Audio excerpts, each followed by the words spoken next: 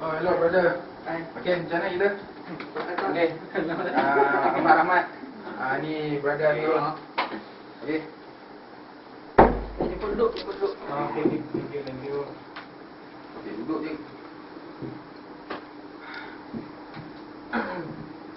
Okay, Dayu.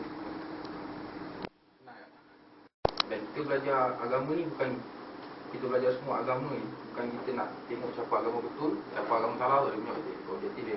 Tapi kita nak tahu kebudayaan, cara hidup, dari segi teologi dia, dari segi amalan dia. Sebab penting dekat Malaysia ni, kita duduk dalam masyarakat majmuk.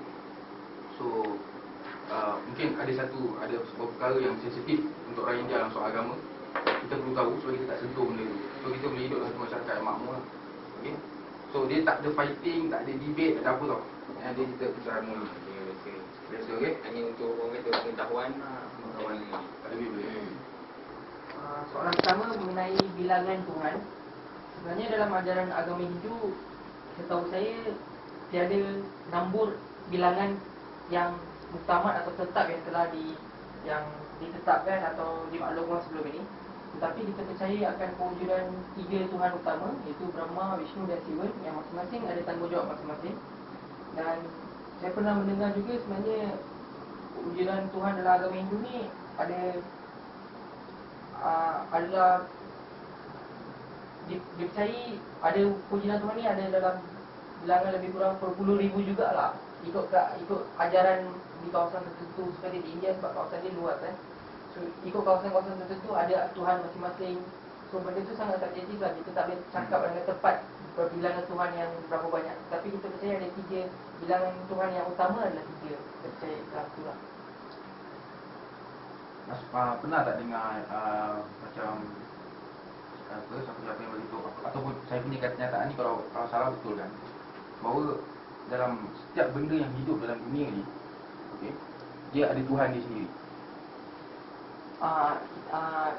Maksudnya setiap benda yang hidup, maksudnya setiap benda yang ada dalam dunia ni dia ada Tuhan. Pokok kan, ada tak dia punya penjaga dia yang dianggap itu sebagai Tuhan? Maksudnya orang sebab kat pokok semua. Okey. Maksud awak kata macam tu sebab nampak orang India kadang-kadang kan ada yang macam sembah bawah pokok, cangkul semua tu kan. Sebenarnya saya kurang pasti pasal benda tu lah, tapi kita percaya alam sekitar ni disebabkan dalam kewujudan Tuhan kan. So kita percaya Tuhan tu ada di mana-mana. So mungkin itu salah satu tanda kita hormat kepada Tuhan tak? Okey, question. Apakah anda dalam apa ni orang kata Tuhan dalam ajaran Hindu ni, macam mana dia punya kewujudan dia? Maksudnya dia punya dari segi orang kata kepercayaan kewujudan tu yang macam mana? Mengenai kewujudan Tuhan ni, sebenarnya Tuhan ni kita boleh anggap sebagai benda baik lah. Setiap kita percaya ada benda, kita tak percaya, semua percaya bahawa di dunia ni ada benda baik dan buruk kan. So kita percaya bahawa kewujudan Tuhan ni adalah contoh kewujudan kebaikan. Dan kita percaya Tuhan tu sentiasa berada di mana-mana dan wujud di mana-mana. So itulah yang saya faham mengenai kewujudan Tuhan. Satu kewujudan benda kebaikan. Dan Tuhan tu ada di mana-mana juga. Kiranya dalam agama ni, dalam agama Hindu ni, dia memang menyuruh menganut dia supaya percaya lah kewujudan Tuhan. Memang ada kewujudan Tuhan. So Tuhan tu maksudnya dia memang ada di mana-mana, dia sentiasa perhatikan apa yang kita buat. So kita percaya kewujudan Tuhan tu lah. Okey, soalan saya, Islam mempercayai kewujudan satu Tuhan, iaitu Allah yang bersifat pencipta. Jadi saya nak tanya, wujudkah konsep Allah yang mencipta dalam agama Hindu ini? Kalau nak dibandingkan dengan pemahaman agama Islam, seperti yang saya nyatakan sebelum ni, wujud 3 Tuhan utama yang masing-masing ada tanggungjawab masing-masing kan. So salah satu Tuhan daripada 3 Tuhan yang utama yang saya cakap tadi tu, salah seorangnya tanggungjawabnya adalah untuk mencipta alam ni. So apa yang salah satu saya tak berani cakap, tapi memang salah daripada 3 yang tu, memang salah seorangnya memang tanggungjawabnya untuk mencipta.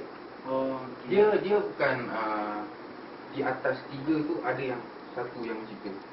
Tak. Tak kan? Tiga tu antara Itu tiga wujud tu bersama. wujud bersama. Wujud bersama. So salah seorang daripadanya tugasnya adalah untuk mencipta lah.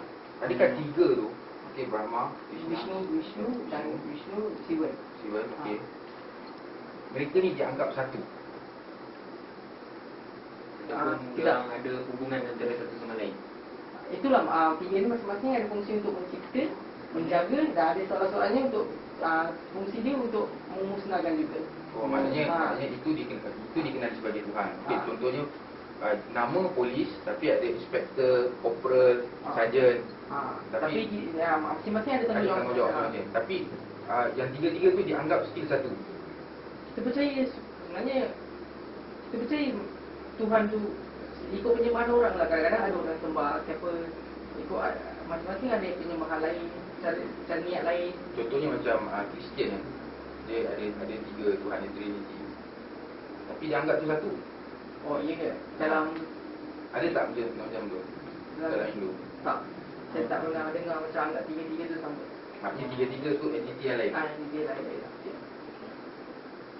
Kalau macam tu, apa pula peranan dewa-dewa ni? Kalau ikutkan dewa-dewa ni, saya tak pasti. Kalau ikutkan pemahaman saya anggap dewa tu sebagai Tuhan jugalah. Tetapi ada pewujudan dewa-dewa ni berdasarkan mitos, sejarah semua kan. So mungkin dewa-dewa ni semua bergantung pada penampilan dia orang pada zaman tu atau pada mitos dalam sejarah tu kan. So tengok apa peranan dia pada waktu, apa tanggungjawab dia pada waktu tu. So macam kita tak boleh kata ada dewa yang fungsi dia untuk menjaga macam tu. So saya tak berani cakap macam peranan dewa yang macam betul-betul kita strict, boleh kata betul-betul dengan tepat kita boleh kata dewa ni memang dewa, peranan dia macam ni. Tapi tak, dia subjektif, bergantung pada dewa-dewa. So ada banyak dewa kan, masing-masing ada peranan masing-masing. Contohnya sebagai ada tengah dewa tu untuk menjaga lah. So mungkin tu satu, ada tengah dewa tu macam untuk memberi keberanian pada manusia pun. Ada tengah dewa tu kita percaya kalau kita sembah kita dapat keberanian dalam hati kita akan bertambah. So masing-masing ada peranan masing-masing lah. Dan dewa ni dia takkan mati. Sama macam Tuhan jugalah. Dewa tak, memang kewujudan yang sentiasa ada lah.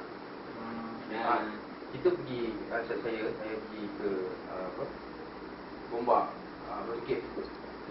Dan mana-mana kuil pun lah. Dari pengalaman saya sebelum masuk Batu Cave, kita nampak banyak sangat patung-patung tu. Adakah itu dewa? Itu kita boleh kata dewa. Tapi benda tu setiap yang kita nampak patung tu, dewa atau patung semua, masing-masing ada cerita di belakangnya. Yang macam saya cakap ada mitos. Masing-masing ada cerita di belakangnya. Masing-masing benda tu yang kita nampak kuil tu bukan semata-mata dewa saja. Itu sebenarnya satu cerita mitos. Lukisan tu sendiri menggambarkan mitos. So masing-masing ada peran. Ada sejarahnya lah. Sejarah masing-masing, mitos masing-masing. Jadi berdasarkan tadi kan, setiap benda kat situ dia ada mitos dia sendiri.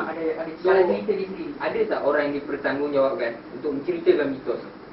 Benda ni sebenarnya kita dah bawa benda ni atau maksud saya kita ada orang tertentu yang kita boleh cari yang dia boleh cerita mungkin mitos yang ni ada macam ni, orang yang faham betul-betul memahami sejarah agama lah. Masa faham sejarah agama. Orang kalau ada yang betul-betul dia memang jenis ada buku yang mungkin dia orang baca pemahaman dia orang benda ni, tapi benda ni kita macam bawa dari generasi ke generasi kan. Benda ni boleh berlaku tokoh tambah jugalah. Tapi ada setengah tu jalan cerita yang jelas lah. Saya difahamkan, saya tak tahu benda ni betul ataupun tak.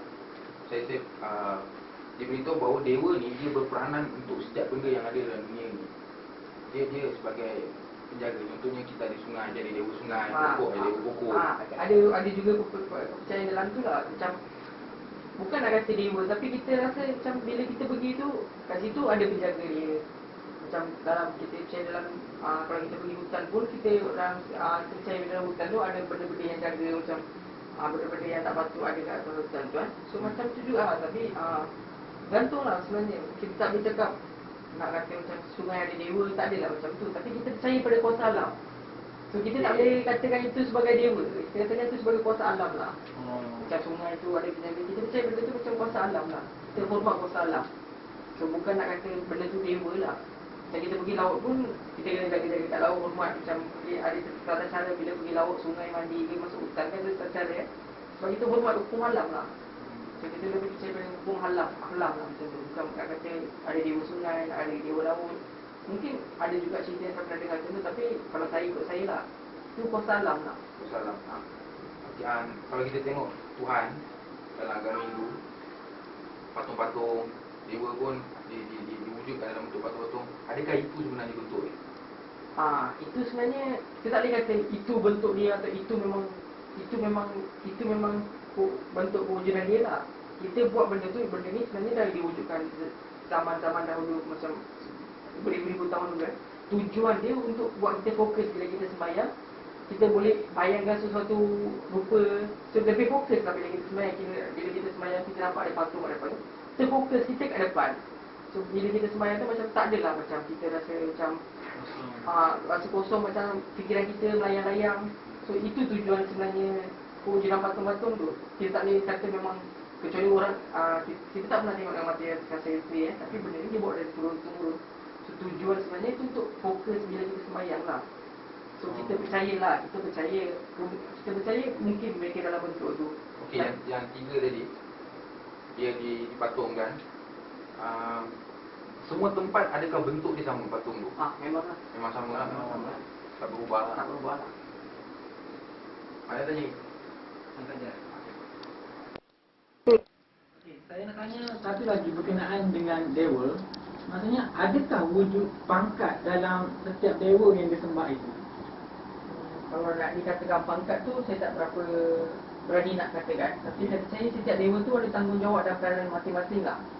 So berdasarkan itu mungkin kita boleh katakan bahawa peranan dan tanggungjawab masing-masing tu boleh kita klasifikasikan sebagai pangkat jugalah. Sebab ada setengah-setengah dewa tu memang kita percaya memang dia rapat dengan Tuhan, sentiasa berada di sebelah Tuhan.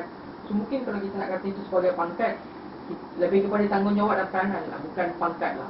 Masing-masing ada tanggungjawab dan peranan tu sebab macam kita jadi dalam polis ke mana-mana jabatan kerajaan, masing-masing ada peran tanggungjawab masing-masing kan. Benda tu yang kita katakan sebagai pangkat kan.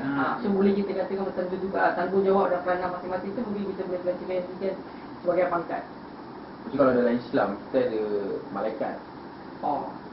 Ada tak perbezaan? Ada tak konsep malaikat tu sendiri dalam agama? Ada tu. Beza tak dia dengan dewa? Yang tu boleh kita katakan sebagai dewa. Sebab ada setengah ni kita percaya macam memang tugas dia untuk mencabut nyawa saja. Memang setengah tu kita percaya dia memang dewa untuk kematian lah. Kita percaya dewa tanggungjawab dia macam cabut nyawa saja. So, memang ada lah. So itu dia memang yang, tapi yang dewa tu, kita kalau dewa yang untuk malaikat seperti malaikat tu, dia biasa dia memang dia memang tanggungjawab dia itu je. Nak macam untuk malaikat mencabut nyawa seperti itu jugalah. So mungkin itu kita boleh kata sebagai dewa lah.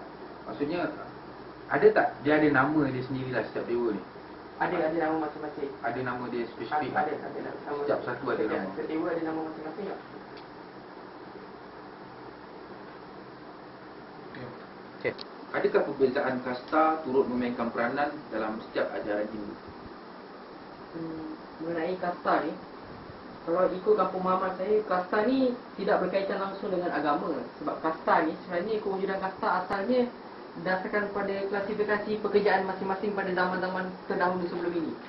So ada setengah-setengah golongan orang yang agama Hindu, setengah-setengah golongan ni melakukan kerja-kerja tertentu. Setengah-setengah golongan ni setengah-setengah golongan macam ada spesifikasi kerja masing-masing. Ada yang macam memang golongan ni memang biasa dia orang keluarga ni, golongan ni dia orang jaga, ada orang ada kedai masing-masing, memang jadi peruncit. Ada setengah-setengah ni macam pembasuh kain. Ada setengah-setengah orang ni macam orang yang macam kerja kat kuil. So masing-masing benda ni, kewujudan kasta ni sebenarnya berdasarkan klasifikasi pekerjaan yang dia orang lakukan dulu pada zaman dahulu. So ikut saya tak percaya kalau nak kata kasta ni berkaitan dengan agama. Sebab tak timbul persoalan masa nak katakan orang daripada kasta ni tak boleh sembahyang Tuhan tu, tak boleh sembahyang Tuhan ni.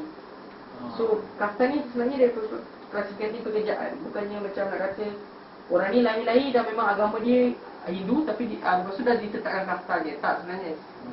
Tapi benda ni macam orang dah terbawa-bawa dari dulu. Dia orang setengah-setengah orang India ni, dia orang bangga-bangga dengan kasta dia orang. So memang setengah-setengah kasta ni bila pekerjaan ni tahap dia tinggi, so banggalah dengan kasta dia. So ada setengah orang tu sampai terbawa-bawa sampai sekarang, kata dia orang asal dia kasta ni Ni saya tak percaya kalau orang cakap kasta ni berkaitan dengan agama lah. Maknanya semua yang menganuti agama Hindu, Tuhan dia itulah dia Tuhan dia. Okey, dia tak pergi lain. Tak ada macam kata kasta ni boleh sembahyang Tuhan ni, saya tak percaya benda macam tu lah. So, macam mana nak berhentikan perbezaan kasta ni? Boleh tak dia diberhentikan? Boleh diberhentikan. Tapi bergantung pada pemikiran masing-masing lah. Bukannya melalui perkahwinan setengah-setengah. Perkahwinan di Malaysia pun benda ni berlaku. Orang tak bagi kasta lain, kahwin dengan kasta lain. Setengah-setengah tu macam orang tua Di tu. Malaysia pun berlaku. Orang-orang setengah orang-orang macam orang-orang tua ni, dia orang dah terbawa-bawa sangat genetik.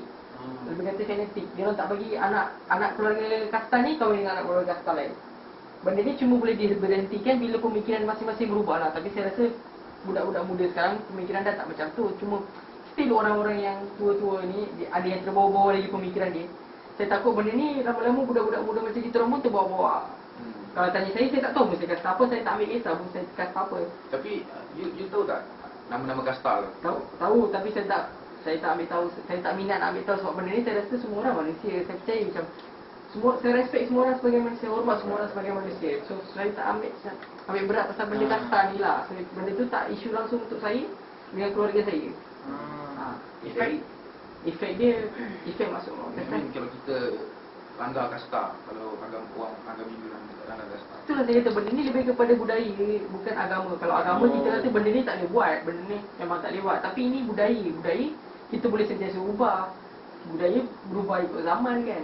So benda ni macam boleh ubah kalau pemikiran masing-masing berubah lah. Okey, jadi saya timbul soalan. Yang membuat kasta ni bukan Tuhan. Bukan. Dia Saya ada- tahu saya bukan. Klasifikasi pekerjaan. Kasta ni sebenarnya istilahnya klasifikasi pekerjaan. Itu je. So dia ada tak positifnya kasta? Atau ada pandangan you negatif lah, patut tak ada? Zaman dah jauh berubah. Nak bandingkan kalau kita nak golongkan setengah orang tu ikut klasifikasi pekerjaan. Sebab orang dah sekarang tak kerja ikut kasta. Dia tak orang kata dulu memang keturunan kita kerja ni, kita sekarang buat kerja ni. Tak ada. So benda ni dah berubah. So sebabnya benda ni dah tak ada lah. Tapi still orang terbawa-bawa benda ni. Fanatik sangat. Benda dia itulah jadinya bila fanatik. Saya rasa bila dah fanatik sangat, benda tu bawa benda negatif lah. Kalau apa-apa pun bila dah fanatik keterlampauan, benda tu kan bawa negatif. Jarang bawa positif lah. Ikut saya, kalau saya tanyalah, baik tak payah cakap pasal kasta lah. Kan benda ni macam dah fanatik sangat. Bila dah fanatik, obsesif sangat, benda tu jadi negatif. Faham tak? Okey, macam ni. Kalau contoh daripada India, mereka merantau ke Malaysia, kemudian bila di Malaysia mereka jadi kaya, tapi mereka di India mereka kasta rendah. Tapi bila di Malaysia dia jadi kaya. Ada selfie dia pernah tengok. Okey. Dia orang tahu origin dia apa, dia orang tahu kasta dia apa, tapi dia orang kat sini jauh beza maju. Tapi kalau dia dah berjaya sini, kalau dibalik ke sana, adakah dia dilayan dengan kasta dia? Dia tak boleh naik Itulah itu kasta. benda ni bergantung pada pemikiran kawasan. Kalau kawasan-kawasan tertentu pemikiran ini lain. Kalau kat Malaysia pemikiran kita lain, kat India pemikiran lain. So, tapi itulah, ada setengah orang tu walaupun dia dah kaya, orang akan pandang hina dia juga sebab dia orang tahu kasta dia apa, tapi orang yang dah kaya tu pemikiran dia lain. Pemikiran dia dah tak kisah pasal kasta, tapi dia dah lagi maju dalam hidup. So tapi orang yang tak maju ni lagi yang still sama, tapi dia bangga sangat dengan kasta dia, tak guna juga dia pandang rendah pada orang yang dah maju kasta sebab nak kata orang tu kasta rendah. So benda ni sebenarnya pemikiran lah, budaya. Benda ni macam bergantung pada kita. Benda ni saya rasa, kalau ikut saya lah, saya tak pernah diajar untuk tengok orang ikut kasta. So pada Kalau macam tu saya nak kata kasta ni, saya boleh kata juga macam kita masing-masing ada Islam, Cina, India. Kalau macam tu saya tak ada kawan Islam, Cina, India tu macam tu. So saya rasa macam semua orang manusia. So kasta ni tak timbul persoalan apa. Benda ni dah lapuk sebenarnya. dah lapor. So pada pandangan you sekarang ni, kasta ni negatif. Kalau terlalu obsesif, Negatif lah. fanatik, dah memang benda ni sebenarnya setahu saya lah.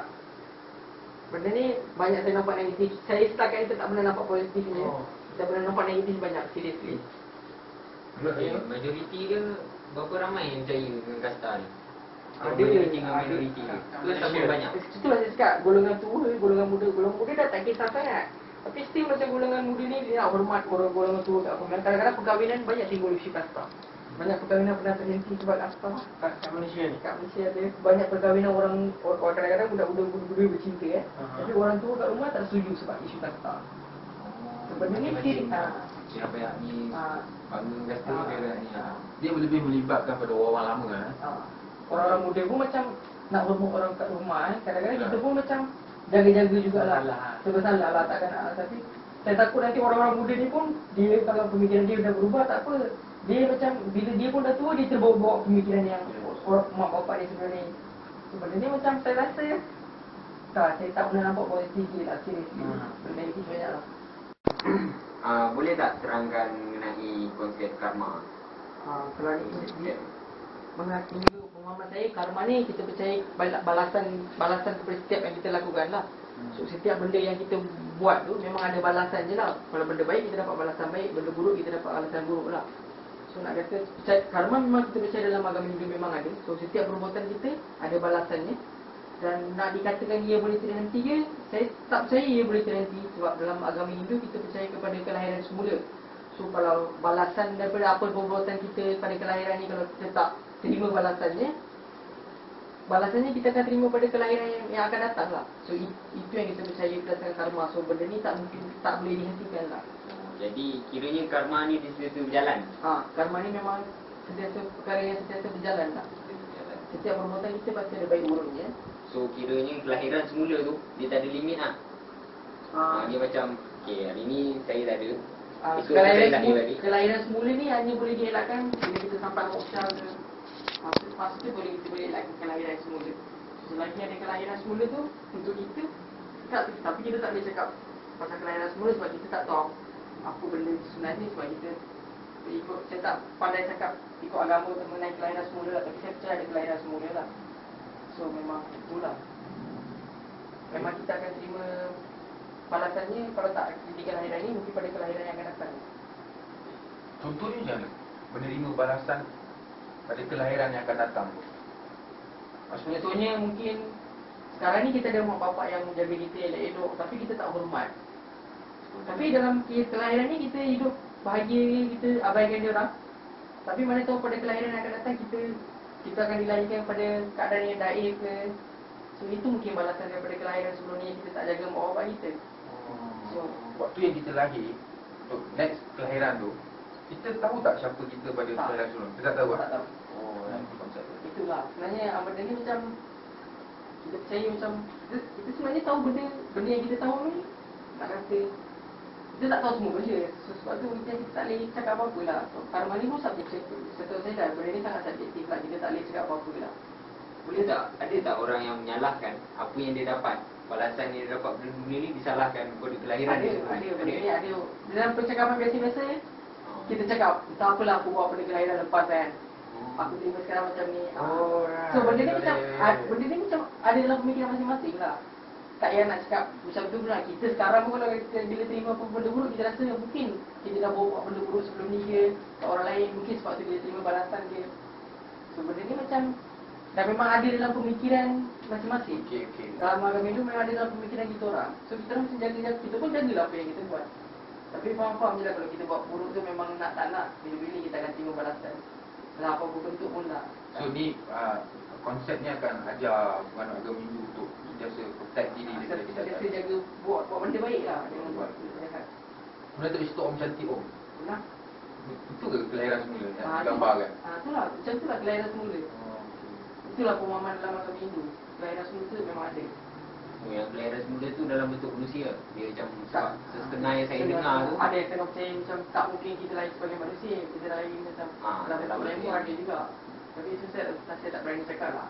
Om cantik Om tu dia manusia lahir manusia kan. Kita tak boleh cakap tu lah. Kelahiran dalam bentuk apa yang akan datang, saya tak boleh cakap. So kalau you sekarang ni pun kalau terima balasan buruk pun you pun percaya lagi apalah akan datang yang dulu aku dah buat. Saya macam kalau ikut saya lah, saya tak fikir sebelum saya buat macam mana, saya fikir sekarang ni hidup saya macam mana. So, saya lebih kepada fokus pada apa saya sekarang lah. Tanya, bolehkah anda ceritakan sedikit mengenai moksha? Mengikut pemahaman saya lah, moksha ni maksudnya kita dah terbati dengan Tuhan. Maknanya kita dah boleh rasa kehadiran Tuhan, kita dah boleh faham Tuhan dengan lebih jelas. Tapi nak sampai tahap moksha ni, setahu saya bukan boleh kita sampai melalui amalan biasa hidup kita yang macam kita hidup sebagai orang biasa kan. Dia ada cara dia nak sampai moksha, tahap moksha ni lah. Moksha ni kita boleh ada tahap kita dah sebati dengan Tuhan lah. Dia ada ajaran agama yang perlu diikut, ritual atau apa ritual atau aktiviti agama yang perlu diikut. Biasanya orang sampai moksha ni bila dia bertapa. Ada setengah orang ni ikut sejarah lah, ikut pemahaman saya pada jalan saya bertapa 12 tahun, 14 tahun.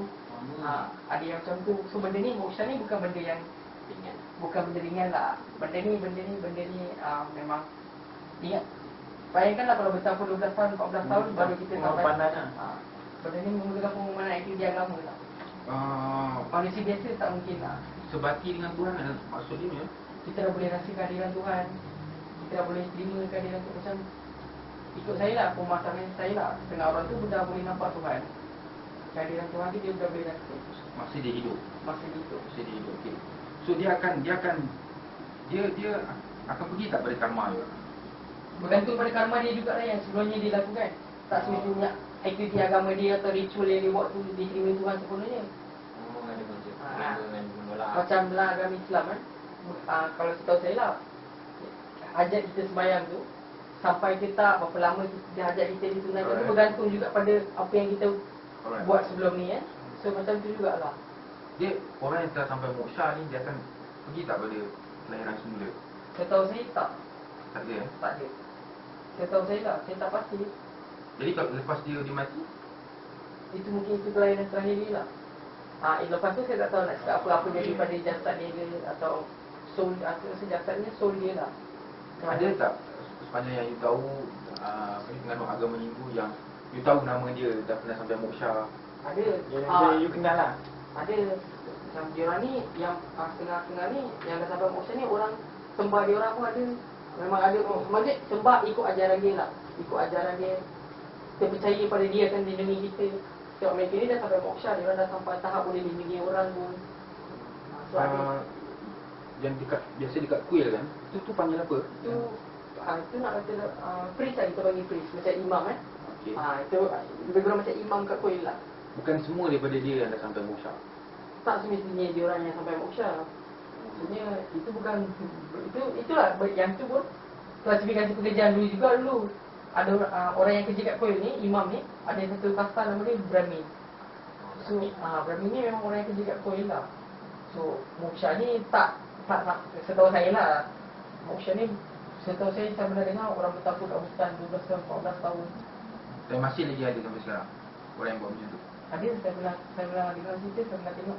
Boleh tak saya cakap moksha ni dia macam satu peluang yang diberikan, yang ditawarkan. So siapa-siapa nak boleh. Boleh, siapa-siapa nak terima boleh. Untuk nantikan kelahiran semula dia pun mungkin satu cara kot. Jadi tujuan dia tak ada lain lah yang ditarget dia. Untuk dekat Tuhan. kepada Tuhan, Tuhan. kemudian dia nak menghentikan kelahiran. Macam tu lah. Itu saya tak mungkin itu harapan dia lah. Dia Harapan. berhenti kelahiran dia. Tapi yang utamanya untuk mendekatkan diri dengan dengan Tuhan Tuhan lah. lah. Memang dia nak sebati dengan Tuhan lah. Sebab agama moksha ni tahap yang paling tinggi lah. Dari segi aktiviti agama kan. Sai Baba Hindu, Saya bawa itu, dia dah moksha. itu saya tak berani cakap. Sebab dia meninggal. Saya baba yang baru meninggal kat India tu kan. Saya tak pasti rasa. Saya tak tahu lah, mungkin dia dah sampai tak moksha tu sebab tu dia ada kuasa. Dia ada kuasa-kuasa tertentu. Macam dia, saya tak tahu lah benda tu macam tengah-tengah orang tu tak percaya betul Faruk dia cakap-cakap. Tapi itu bergantung pada pemahaman kepercayaan masing-masing lah. Sebab ada yang macam kata dia boleh keluarkan emas dari tangan semua tu kan. Benda ni sangat sensitif kalau orang lain dengar. Semua orang tu percaya, semua orang tak percaya. So, tapi itu sebenarnya moksha ni tak ada, dia bukan bergantung pada pemahaman orang ketiga. Itu antara dia dengan Tuhan. Okay, kalau boleh saya sentuh sikit tentang Sai Baba. Siapa dia sebenarnya? Sebab saya bukan pengikut dia saja. Oh, dia ada Dia ada pengikut dia yang sebab ikut ajaran dia. aliran. Ikut ajaran dia. Tapi ajaran dia still agama Hindu lah. Tapi setengah orang tu macam Nabi tu macam boleh kata pembawa. Nabi tu macam pembawa ajaran Tuhan, pembawa Allah. Nabi tu. So mereka ni pun kita boleh kata macam pembawa ajaran jugalah. Yang siapa yang sampai moksha. Tak, Kira Sai boleh Baba. dapat beza tak antara orang yang dah sampai moksha tu dengan yang belum? Dia boleh rasa macam, oh yang ni dah sampai. Oh memang dia boleh rasa tak? Bukan merasa lah, macam kita boleh tengok daripada macam Tanpa dia perlu tunjukkan apa-apa bukti. macam tu saya tak boleh cakap. Kira rasa kita tengok lah apa benda yang dia boleh buat. Semua orang macam tak nak mengaku. Itu lah benda ni macam antara kita dia dengan Tuhan. Kita tak tahu apa sejarah dia semua macam. Itu antara dia dengan Tuhan. Ada setengah orang tu tak nak percaya, kata benda tu ilmu hitam. So benda tu macam saya, kalau ikut saya lah, saya macam tak akan merendahkan orang lah. Saya tak nak merendahkan orang. Kalau mana tahu dia memang dah sampai tahap tu, saya tak akan cakap benda tu yang minta. Itu bergantung, itu urusan dia dengan Tuhan, bukan yang kita sebagai. Tak boleh campur urusan dia dengan Tuhan. So itulah.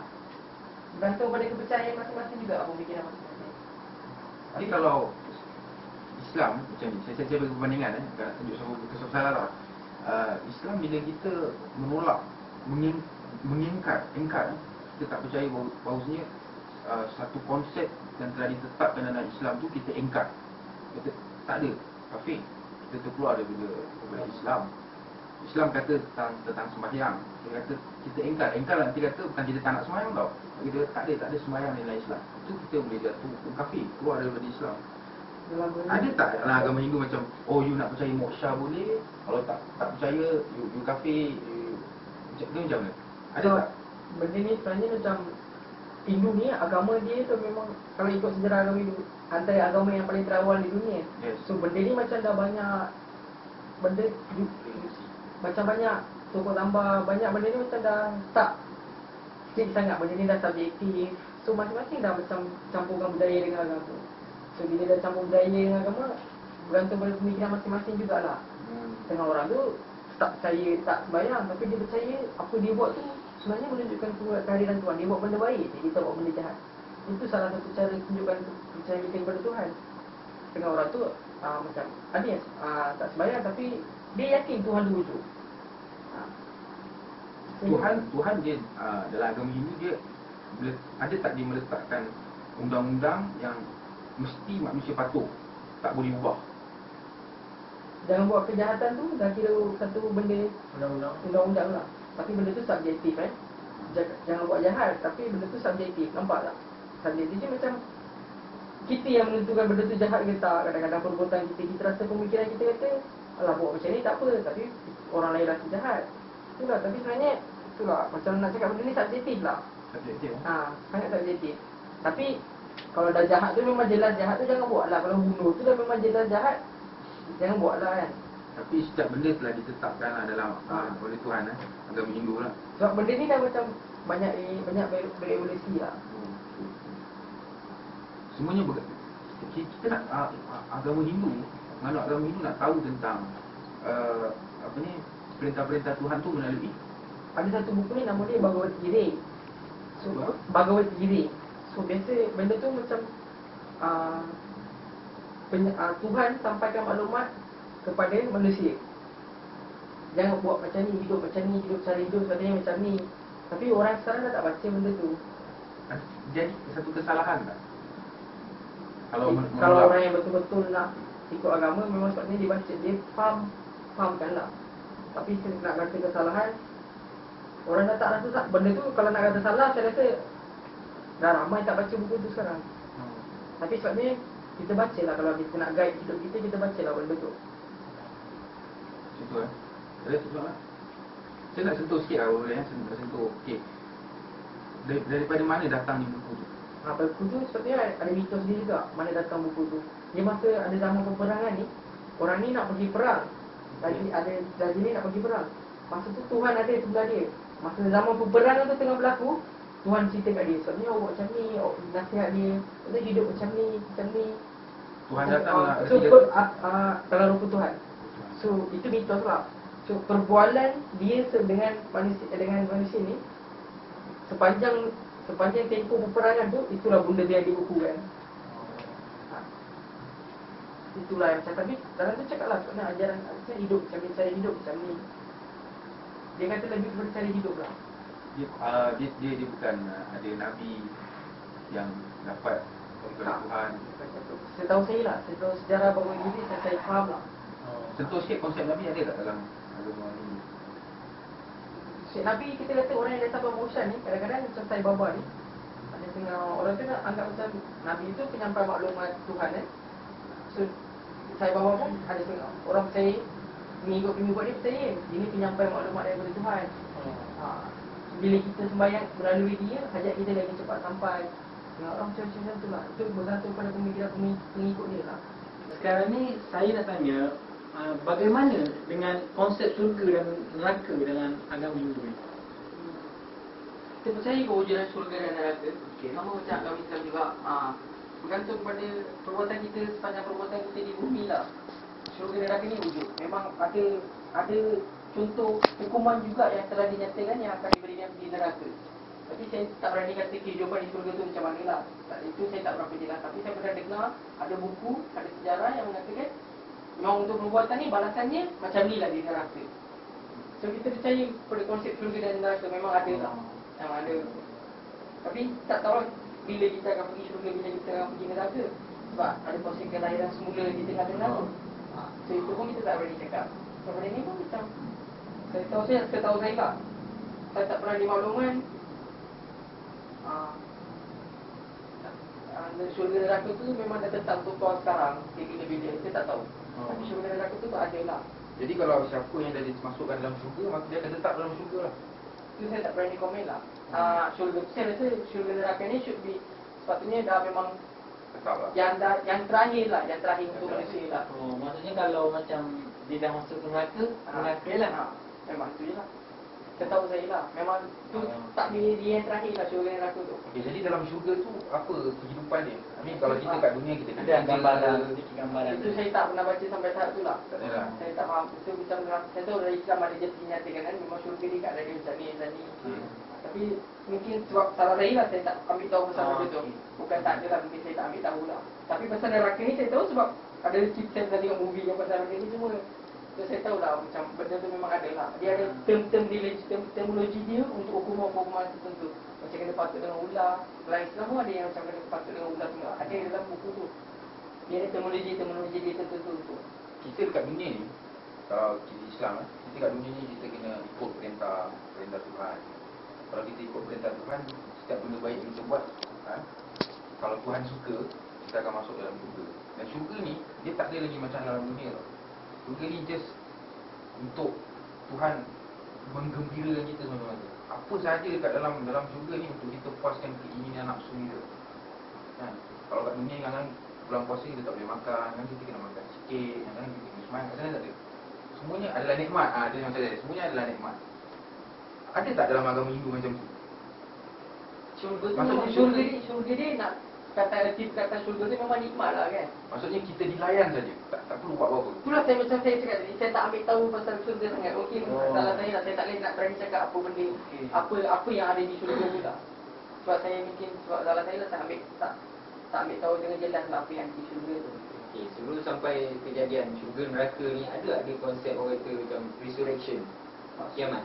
Macam okey, semua perbuatan ni dia akan terhenti, kemudian akan ada Ada kepercayaan kiamat ada dalam agama Ada itu, tapi kiamat, ada kiamat. Ada kepercayaan kiamat lah. Tapi itu pun macam saya tak berani cakap sebab mungkin saya tak ambil tahu. Sebab apa yang akan terjadi pada waktu kiamat tu saya tak berani cakap. Sebab benda tu macam subjektif, tak ada macam setahu saya lah. Tak tahu lah, mungkin ada tertulis di mana-mana, cuma saya tak baca benda tu. Sebab masalahnya macam agama Hindu ni zaman agama yang sangat tua. Banyak benda dah berevolusi, banyak benda macam dah ditokok tambah. Okey, cakap pasal pokok tambah lah agama Hindu. Saya nak tanya sikit lah. Kalau macam dalam agama Islam, kita punya Nabi yang pertama tu kita percaya bahawa dia adalah Adam, Nabi Adam. Ada tak dalam agama Hindu? Tak ada. Adam sebagai manusia pertama yang melahirkan. Tak ada. Okey, jadi bila Nabi Adam ni, kita panggil dia profet Nabi Adam ni, dia hidup lebih kurang 1000 tahun. Kemudian selepas daripada kehidupan dia, lahirnya Nabi Nuh. Kita ada lebih kurang 124,000 Nabi. Dan orang Islam wajib percaya sebanyak 25 daripada 124,000 tu. Berapa? 25. Sebab itu yang diceritakan, itu yang lebih memainkan, bukan maksud saya memainkan peranan, tapi itu yang lebih di-highlightkan dalam Quran. Sebenarnya peranannya semua sama. Okey. Jadi bila Nabi Adam, okey, kita pergi pada sebelum Nabi kita Muhammad ni, sebelum dia Nabi Isa. Jadi waktu selepas Nabi Isa tu diangkat ke langit, jadi agama Tuhan, agama Allah pada waktu tu dia makin lama makin berubah. Datang orang nak sesatkan agama. Akhirnya orang yang mana percaya pada Allah, okay, maksudnya agama Allah ni dia dah tersesat. Kemudian Allah bangunkan satu Nabi, itu Nabi Muhammad. Dia memurnikan kembali. membaik pulih balik yang mana telah sesat.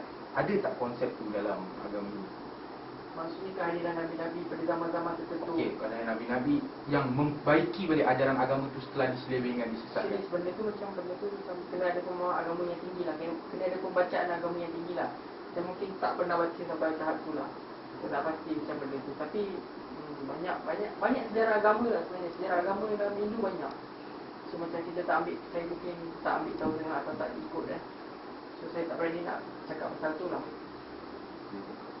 Okey. Okey, jadi saya nak tanya sedikit, adakah ajaran Sikh ini dilihat melanggar konsep ajaran sebenar Hindu? Mengenai ajaran Sikh ni, saya tak berapa pasti cara amalan hidup dia orang atau sejarah ajaran Sikh ni. So nak kata pasal dia melanggar konsep agama Hindu ke tak, saya tak berani cakap. Tapi saya percaya bahawa ajaran Sikh ni, setiap ajaran agama di dunia ni mengajar benda baik. So saya percaya bahawa ajaran Sikh ni pun mengajar benda baik. So saya tak rasa ajaran Sikh ni melanggar ajaran Hindu lah. Tapi saya tak berani cakap dari segi pemakanan. Saya tak berani cakap macam kalau ikutkan orang Hindu dia tak boleh makan lembu. So saya tak berani pasti macam cara amalan hidup orang Sikh ni, kalau ada yang makan lembu tu ke, benda tu mungkin bertentangan dengan ajaran agama Hindu lah. Tapi benda ni sebenarnya dari segi cara atau mesej yang cuba disampaikan oleh ajaran agama Sikh tu, macam cara hidup yang baik, tak mungkin benda tu berlanggar dengan agama Hindu lah. Cuma mungkin amalan hidup tu lah dengan benda tu. Tapi itu pun saya rasa bergantung pada pemahaman atau niat ajaran Sikh sebenarnya lah. Okey, kita bercakap pula soal kematian dalam agama Hindu. Mayat agama Hindu kenapa perlu dibakar? Saya tak faham, maksudnya kalau mayat agama Hindu ni, kalau ikut di Malaysia lah, ada setengah itu mayatnya dibakar, ada setengah mayatnya ditanam. Tapi biasanya benda yang terakhir ni yang berlaku ni berdasarkan niat orang yang dah meninggal ni. Kadang-kadang setengah orang ni sebelum meninggal dia dah cakap dah dekat saudara-saudara dia, bakar saya atau tanam saya. So bergantung lah ni pada, biasa kalau kita kat Malaysia lah, biasa kita buat macam tu lah. Kadang-kadang mak bapak kita dah cakap kat kita, bila saya dah meninggal bakar saya atau tanam saya. Kita ikut dia orang lah. Tapi saya tak pasti sebab apa dibakar atau sebab apa ditanam.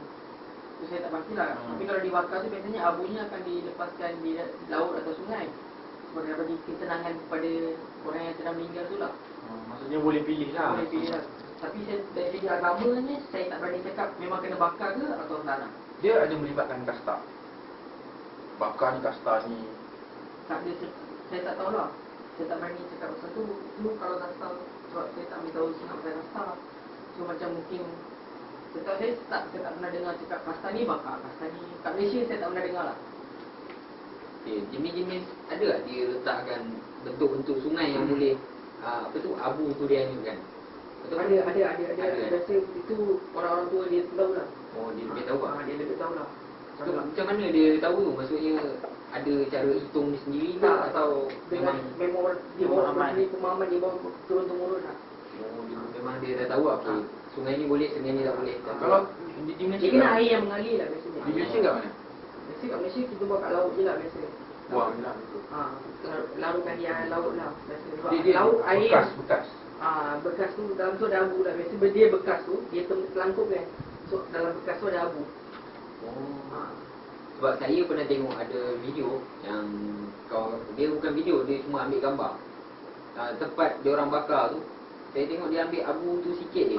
Oh, dia kira ambil Sebagai ritual lah, benda tu ritual lah. oh. Kira yang lebih-lebihan abu tu dia letaknya ke ada tempat lain lah. Biasa macam tu je lah. Tapi biasa dia takkan ambil semua lah. Benda tu sekadar, bukan sekadar lah, tapi cakap macam berkata kita dah perform benda tu lah. Kalau tanam dekat Malaysia ni dekat mana? Kubur India lah, kubur Isu mengenai seorang agama Hindu dan agama Islam. Contoh isu yang tengah muncul ialah isu seramanan di sekolah kebangsaan Puchong mengenai penyembelihan lembu di sekolah. Boleh nyatakan sedikit pendapat anda? mengenai isu sarawanan ni, saya rasa di Malaysia kita sedar yang kita ni wujud dalam suasana yang berbilang kaum kan. So sepatutnya kita masing-masing hormat agama yang pihak lain lah. So kalau nak kata sarawanan tu mungkin cara penyampaian dia atau cara penyampaian emosi dia tu mungkin menyentuh sensitiviti setengah kaum. Nak dikatakan pasal penyembelihan sapi, penyembelihan lembu tu di sekolah, saya rasa tak salah kalau nak buat di sekolah, tapi mungkin mengambil kira sensitiviti kaum lain juga kan.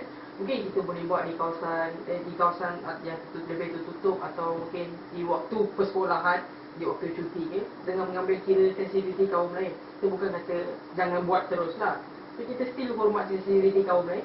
At the same time, kita pun faham benda tu ajaran agama dia, agama Islam. So kita pun hormat kita pun hormat upacara keagamaan tu lah. So mungkinnya kita boleh buat mungkin benda ni jadi sensitivitinya sebab mungkin dibuat pada waktu persekolahan, masa pelajar-pelajar India ada dalam sekolah tu kan. So mungkin itu yang timbul sensitiviti tu, itu yang menyebabkan keadaan benda ni jadi macam sensitif sikit lah. Mungkin sarawanan pun sepatutnya cara dia sampaikan emosi dia tu kalau lebih teratur, lebih membina, mungkin kita masing-masing kita boleh sebenarnya baiki benda ni dengan cara yang lebih baik lah. So rasanya mungkin senangnya kita hormat agama pihak lain dan cara penyampaian idea atau emosi tu biar lebih membina dan positif. Itu je lah. Jadi tak ada masalah tak? Ada tak? Mungkin tak masalah kalau macam mungkin setengah benda ni, setengah pelajar atau setengah ibu apa rasa benda ni macam kurang menyenangkan untuk mereka lah.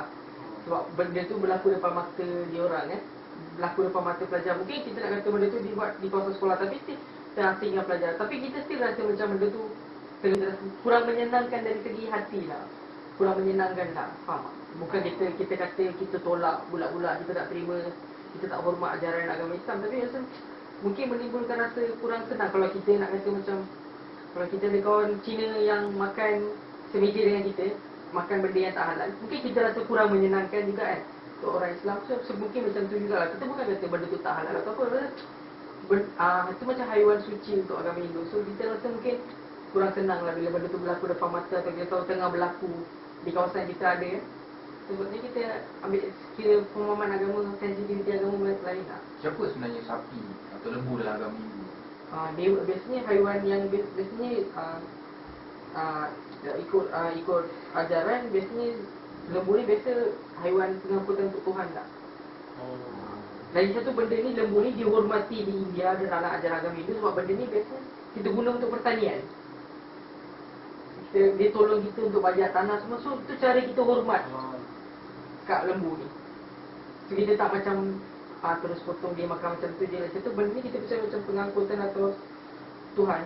So macam pengangkutan Tuhan. Bukan nak kata pengangkutan Tuhan, tapi ada setengah-setengah dewa ni Tuhan digambarkan bersama dengan lembu, ada di bersebelahan dengan lembu. So kita hormat lah.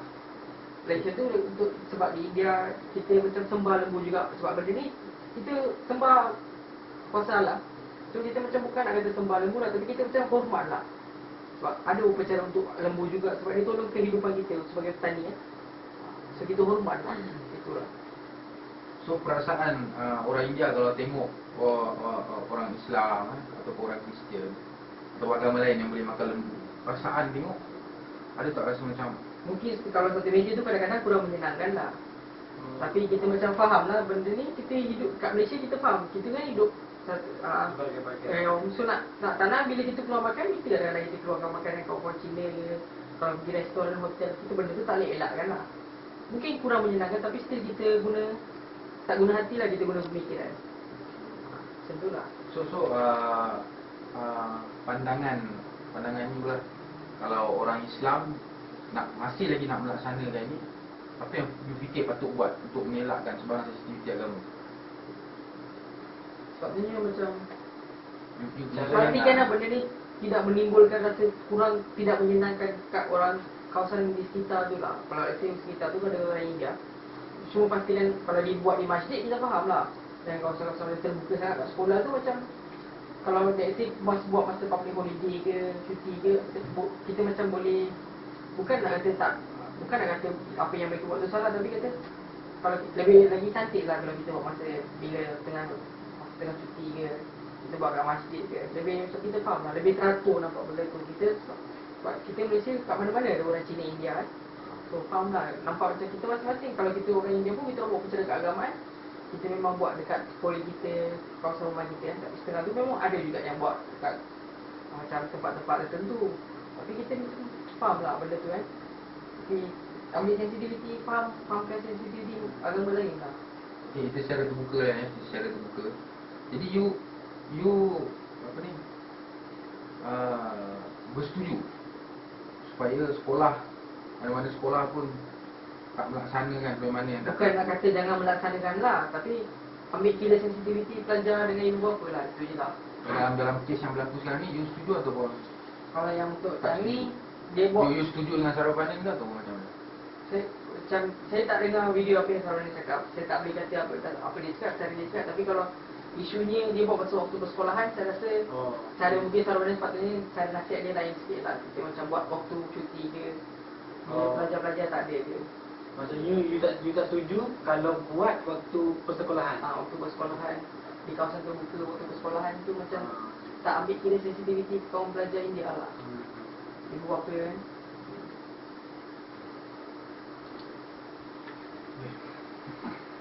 Yang kita dah berbincang, ya, dah tanya you, dah tanya juga, dia pun dah jawab. Okay. So you nampak subjek yang sedang kita pelajari ni sebagai apa? Apa yang boleh you bagi pandangan terhadap subjek itu? Kalau mengenai subjek atau pada pelajaran ni, saya rasa baguslah sebab kita mengambil tahu pasal agama lain sebagai knowledge, sebagai ilmu. Tak salah kita ambil tahu pasal agama lain atau pasal agama lain sebagai knowledge kan. Benda tu penting untuk kita juga dari segi pergaulan kita dengan orang lain, orang agama lain.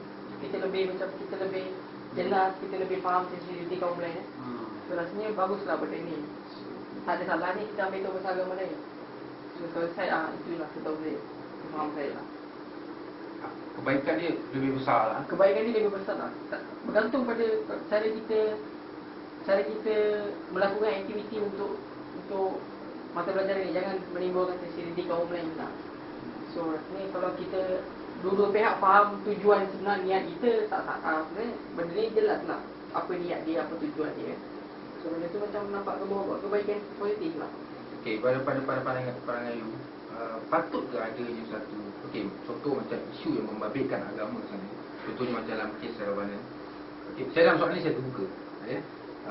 Perlu ke ataupun isu-isu apa saja yang dibangkitkan yang melibatkan soal agama itu, dia perlu diperbincangkan di seminar antara dua agama. Dan boleh dibincangkan, tapi kita kena kawal situasi, kita kena kawal emosi, kita kena kawal cara kita bentangkan kita punya pemahaman, kita punya perasaan dengan lebih teratur, dengan lebih cara membina, dengan mengambil kira sensitiviti kaum lain. Kalau jangan main cakap je lah, benda tu sampai boleh menimbulkan perselingkahan antara kaum lain. Maksudnya kalau perbincangan tu diadakan, contohnya di antara orang Islam dengan orang Hindu, lebih tak nampak kebaikan dia? Saya nampak lebih kebaikan lah. Sebab kita hidup kat Malaysia ni, kita bukan nak hidup kat Malaysia ni setahun, 2 tahun lagi. Kita nak hidup lagi beberapa generasi antara kaum Islam, India, Cina semua. So benda ni mungkin perbincangan tu kita boleh bawa ke depan untuk budak-budak generasi yang akan datang lebih faham sensitiviti kaum lain. So benda ni membina, benda yang membina lah. Kalau kita buat dengan cara yang membina, memang membawa kebaikan yang positif lah. So harapan untuk kami, perlu ke teruskan usaha? Mestilah. Seriously, jangan macam. Tapi kita ambil tahu sensitiviti kaum lain. Niat tu yang penting lah.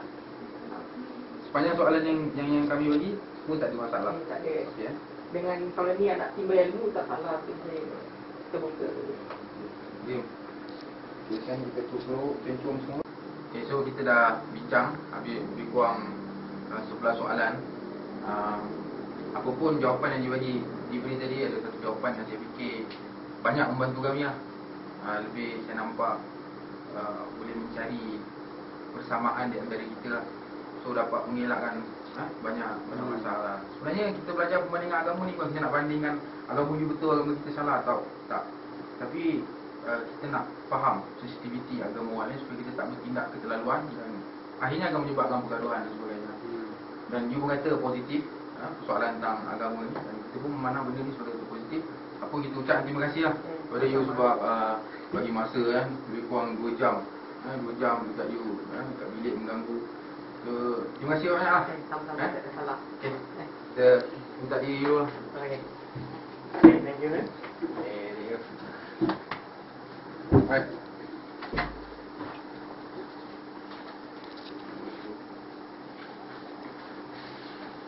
Okay. Jumpa lagi. Thank you.